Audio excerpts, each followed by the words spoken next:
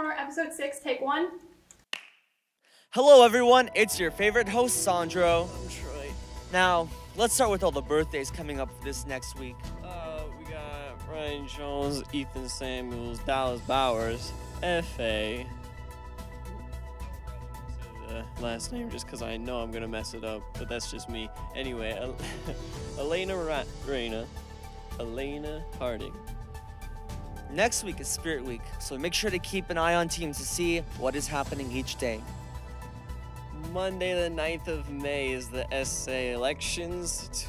Good luck to everybody running. Make sure to check out all of our very qualified candidates this year. And this past Sunday was the SB Sports Awards ceremony, and we at the Hornet Corner just wanted to congratulate everyone who was in attendance for their hard work over this past year. And speaking of sports, congratulations to the varsity's men volleyball team. Even though the circumstances were a bit odd, you all still pulled through with the win. Thank you very much. We also have a few games coming up this next week on Tuesday and Thursday, so let's hope we can carry through the win streak through. Alright, now we can cut to everybody's favorite part of the show, the double scoop. Take it away, boys. Good afternoon, Hornets. Welcome to our third episode of The Double Scoop. Today's guests are none other than Jonathan Demian. Please come. Welcome. And Andrew Garcia. Clap it up. Welcome, gentlemen. How are you guys doing today? I'm doing fantastic, thank you. Doing pretty good, man. Can't complain. Good. That's what we like to hear. All right, and the reason we bring these two fine gentlemen on is for track and field in terms of the sport for this week. And we're going to be asking just a couple questions about this sport first. My first question is, in terms of performance, how have we been doing recently? You know, we've been doing pretty good. It was our first, as you know, it's our first time ever doing track at the school. So we have a lot of natural athletes, and so we've been competing very, very well. We're very new to it, but I can see that we only improve every single time we go on for a meet. So since this is our first time doing this sort of track and field team at Spencerville, have you guys found it hard at all to train and prepare for our meets, or what do you do to prepare? It might get hard waking up early in the morning, but we have team trainings. I think 3 days in a week at 7 a.m. here in school. And also we train personally. We have a Strava app where we have a group and we record our runs. And we also should get a gift card for the most runs in a week. Yeah, nobody got a single one yet, but it's coming. It's not too hard. I won't say it's too hard. It just takes dedication and personal training, because sometimes we miss practices together. If you don't train by yourself, you'll get out of shape real quick. Yeah. All right, so in terms of bouncing off of that, in terms of how this has affected you personally, I know you were talking about getting up a little bit earlier, and you guys have to come in for practices together, but has it affected your, let's say, mental and physical health in terms of, like, do you feel better about yourself because you've been in track and field, and do you think that other people should be joining track and field over the next couple of years here? I feel like, getting up early, it's very hard for me because I'm definitely not a morning person, but there's definitely benefits for it, and I always feel more awake when I'm out here training.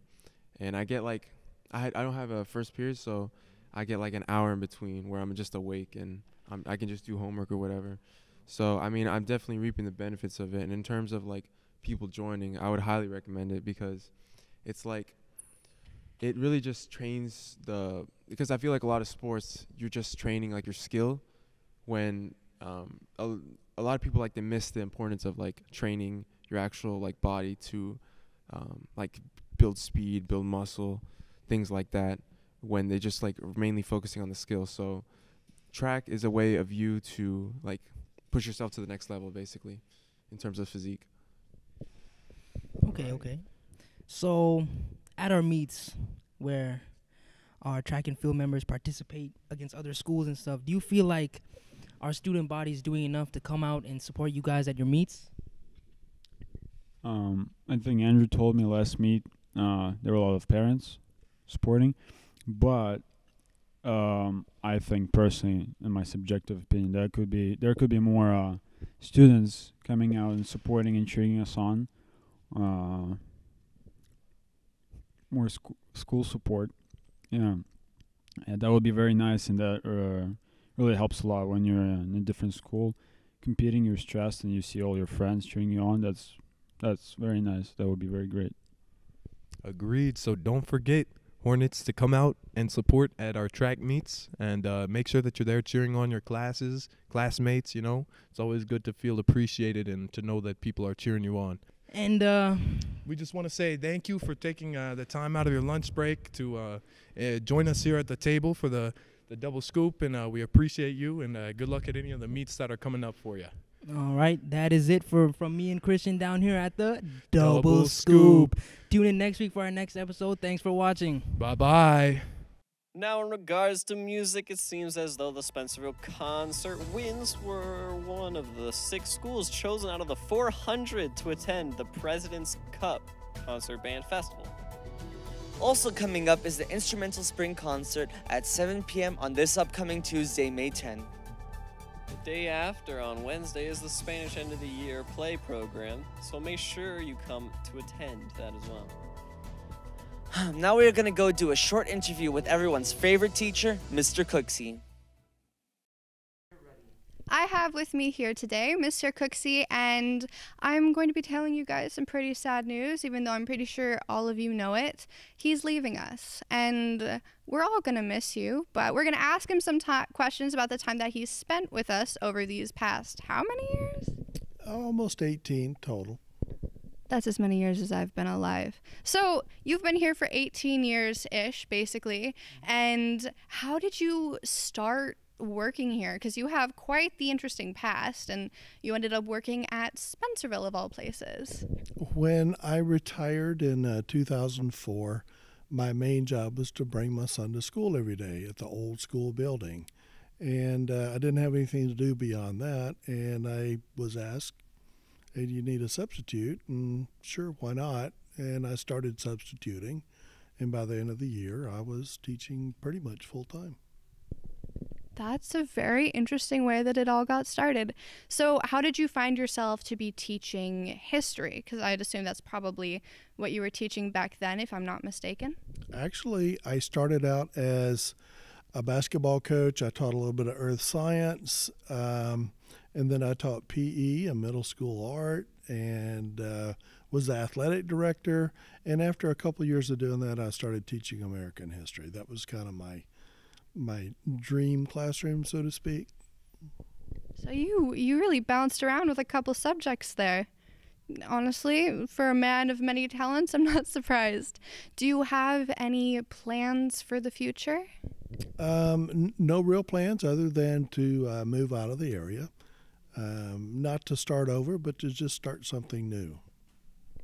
That is completely understandable. You're leaving the same year I'm leaving, it's just meant to be. Well, thank you for joining us for this, and we really appreciate you coming and talking to us. Do you have anything to say to whatever students or alumni might be watching this? I'd like to say thank you for giving me a wonderful 17 to 18 years, and it was my honor and privilege to be here. That has been the interview with Mr. Cooksey. Now back to you. Even though this is a bit late, we at the Hornet Corner wanted to end this with a shout out to all the teachers at the school, because this past week was Teacher Appreciation Week. We hope all of you had a wonderful weekend, and good luck to everyone taking the AP exams. This has been the Hornet Corner with Troy And Sandro, see you next week.